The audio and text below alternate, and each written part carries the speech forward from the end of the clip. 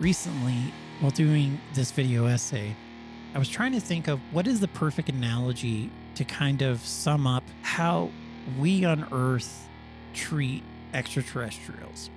And I was watching the cartoon Ultimate Spider-Man on Disney Plus, and I realized that Spider-Man is actually the perfect analogy for the ET subject related to Earth. Let me explain.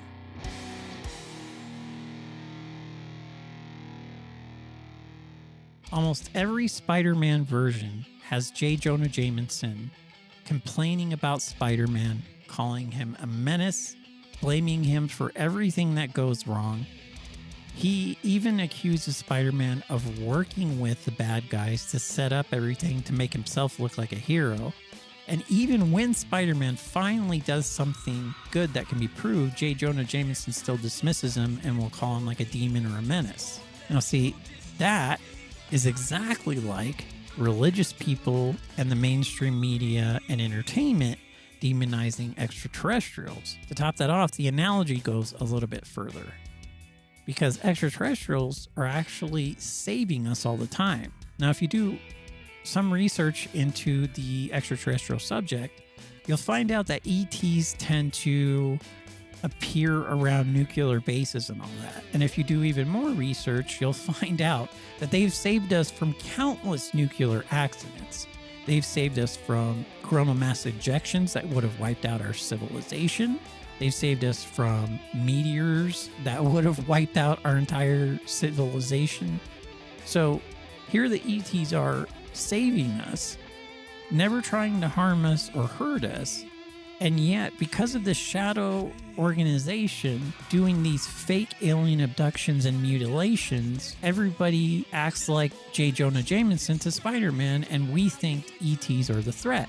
And they want us to think the ETs are a threat. They act like J. Jonah Jameson. Every media outlet, what are these things? We don't know, but they're invading our airspace, so they've got to be a threat, right? And the fact of the matter is, the ETs have never hurt me.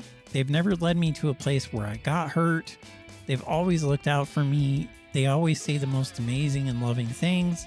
Doesn't mean they put up with my attitude that I have sometimes, but they are loving and kind.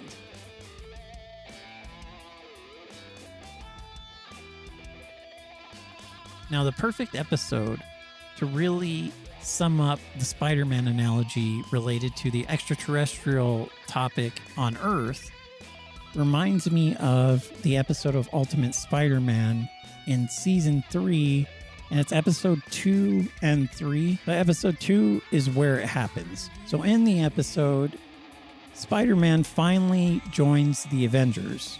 Loki actually switches bodies with Spider-Man, and Spider-Man is trying to convince the Avengers, but he winds up getting his butt kicked by almost every single Avenger, even though he's trying to convince them that Loki switched their bodies. And Loki is in Spider-Man's body, creating havoc all over New York.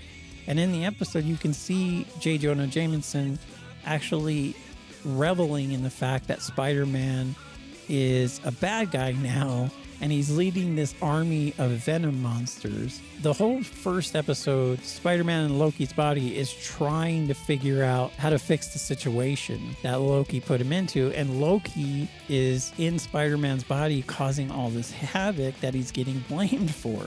And that is exactly like the rogue government using ET technology to portray aliens as a threat. Right at the end of the second episode of season 3 that I'm referring to, Spider-Man actually does switch back to Loki, but by this point, everybody already thinks Loki is in Spider-Man's body, but he actually switches him back at the end of the episode just to screw with Spider-Man even more. Now, if you understand the extraterrestrial topic at all, you will see that my Spider-Man analogy is actually perfect. Down to even the way that Spider-Man looks. If you look at his face, the design of Spider-Man's face looks exactly like a stereotypical gray alien's face, at least in its shape, with the big eyes and all that stuff. The parallels between Spider-Man and how JJJ demonizes him is truly perfect for how our mainstream media and entertainment treats the extraterrestrial threat, even though they're not a threat. It's actually interesting when you think about the entertainment part of this, in the fact that most movies that have extraterrestrials in them portray them as some sort of threat, either trying to take over humanity or enslave humanity or harm them in some way. When the reality is, they keep trying to save us from ourselves until we can get to a place where we can actually have true contact with them that's open and a part of our civilization.